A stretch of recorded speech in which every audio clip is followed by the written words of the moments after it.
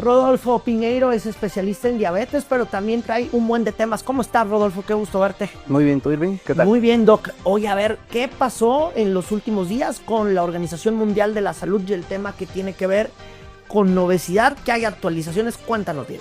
Ok, en actualizaciones ahorita en obesidad, pero a principio de mes, el 1 de diciembre justamente, la Organización Mundial de la Salud por fin logró darle la importancia a los medicamentos que estamos utilizando para pérdida de peso, como son los análogos de GLP-1. Estos medicamentos son muy famosos en redes sociales por muchos de los actores que lo están utilizando, y hay muchos mitos en redes sociales justamente que sí generan cierto tipo de enfermedades que son más perjudiciales a la salud que benéficos, etcétera. Hoy ya la Organización Mundial de la Salud los está respaldando para el uso justamente de este tipo de enfermedades.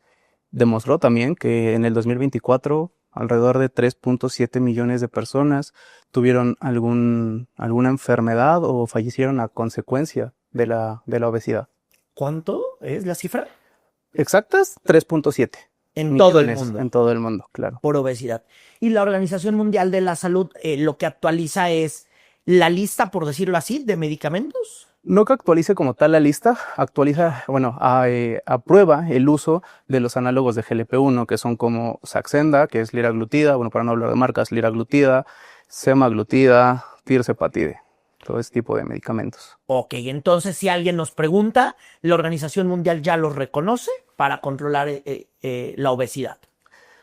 No para controlar como tal, son parte fundamental del tratamiento, porque justo cuando fue esta noticia, pues en redes sociales, los comentarios de la gente que no tiene el conocimiento, tristemente, menciona que es más fácil mejorar la alimentación y hacer ejercicio. La obesidad no va por esa parte. La obesidad, primero hay que entender qué es la obesidad, que es una enfermedad crónica multifactorial, ¿de acuerdo?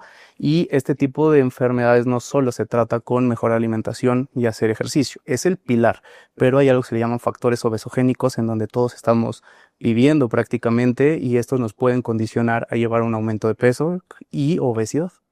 Entonces, estas terapias ya ayudan para evitar complicaciones o la aparición de algunas enfermedades, como es el caso de la diabetes, de la hipertensión, enfermedad arterial, el famoso hígado graso.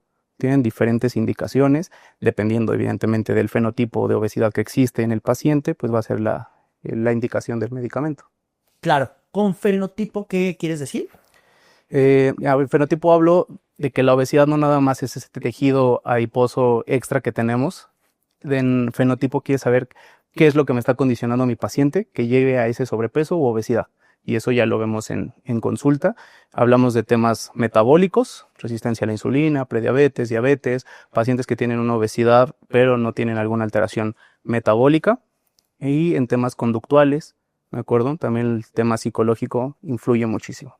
Claro, ahora, este tipo de medicamentos han sido satanizados durante el 2025 en redes. Desde un poquito antes, en el 2024, con el caso de Ozempic, que fue muy famoso, fue satanizado, que generaba pancreatitis, generaba ceguera, cáncer de tiroides, y nada de eso. O sea, los medicamentos tienen múltiples estudios, hay muchos estudios que los respaldan, cada una de las terapias. En el caso, lo más famoso es el cáncer de tiroides. No genera cáncer de tiroides, se estudió primero en fase 1 en los roedores, y uno de estos roedores se demostró que un gen que ellos tienen provocó el cáncer de tiroides, más no que esto esté involucrado en el humano, fue en el roedor. Y de ahí, evidentemente, la gente lo empezó a satanizar. Contraindicaciones tienen los medicamentos, y una de esas contraindicaciones es que haya cáncer medular de tiroides y una neoplasia endocrina múltiple tipo 2, que es como nosotros la llamamos, y esas son contraindicaciones para prescribir este tipo de medicamentos, pero son moléculas muy seguras y que aportan múltiples beneficios. Claro, ahora, cuando la gente viene contigo, ¿todavía tiene miedo a usar estos nuevos medicamentos? Sí, claro, hay muchísimas dudas, te repito, justo por todo lo que aparece en redes sociales. Ahorita lo más famoso es en cosas positivas, Serena Williams, y en cosas negativas, la ceguera que está cruzando Robbie Williams, que lo está asimilando a el uso de análogos de GLP-1. Pero otra contraindicación justamente que nosotros tenemos que ver en consulta para que el paciente no se esté automedicando es saber si el paciente tiene retinopatía diabética. De ahí en fuera, otras contraindicaciones que nosotros vemos en consulta, preguntamos, sabremos si el paciente lo puede utilizar o no, pero el medicamento como tal no se ha demostrado que genere ceguera. Claro. Retinopatía diabética, ¿qué quieres decir con eso? Retinopatía diabética, bueno, para pasarlo más hacia la población, es una complicación microvascular en temas de las arterias de la retina en el ojo, y esta sí puede provocar ceguera, y esto se va a deber a un descontrol de la glucosa en pacientes que viven con diabetes. Claro. Oye, ahora, pues viene la temporada de Navidad, mucha gente, pues sí se está pasando a veces con los alimentos. A ver, algo que nos recomiendes ahí. Ok, bueno, en general en todos los periodos vacacionales, la diabetes se va con ustedes de vacaciones. O sea, esa no es como que la puedas dejar en una maleta, que se quede en casa. ¿Quién es diabético, no? Primero, obviamente, si ya se sabe que el paciente vive con diabetes, continuar con el medicamento que su especialista le está prescribiendo. Si es posible, continuar con el monitoreo de glucosas. Esto va a depender también de las indicaciones de cada médico. En específico, en Nochebuena, por ejemplo, que los pacientes no hagan ayunos prolongados. Ahorita lo que hablábamos un poquito es ese ayuno prolongado que podemos generar. Hay muchos pacientes que realizan el desayuno, no comen porque quieren llegar y disfrutar de la cena. Eso me va a generar un descontrol glucémico. Otra recomendación sería procurar mantenerse hidratados, ¿de acuerdo? Y en pacientes que viven con diabetes, el orden de las comidas sí nos importa, ¿de acuerdo? Empezar consumiendo verduras, posterior pasar a la proteína y por último el postre. ¿Por qué? Porque la parte de la verdura contiene fibra. Esta fibra nos va a ayudar a sentirnos más satisfechos, a que no haya un pico hiperglicémico y mejora la salud digestiva. Entonces, en un paciente que vive con diabetes, el orden de los alimentos ahí sí nos importa. Otra recomendación que les hago mucho a mis pacientes y que muchos de ellos ya adoptan como un estilo de vida es mantenerse activos. ¿A qué me refiero? A que después de la ingesta de algún alimento copioso en cuestión a carbohidratos o azúcar, empecemos a caminar un poco más.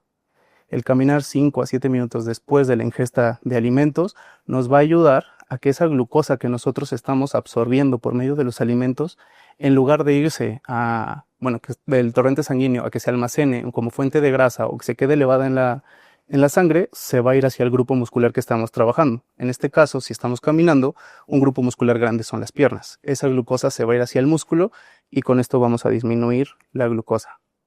Claro, bueno, pues entonces ahí está para prestar atención en lo que va a ocurrir este 24 y 25 de diciembre. Y además, pues todas estas semanas de diciembre, todo el mundo está en la fiesta, la verdad.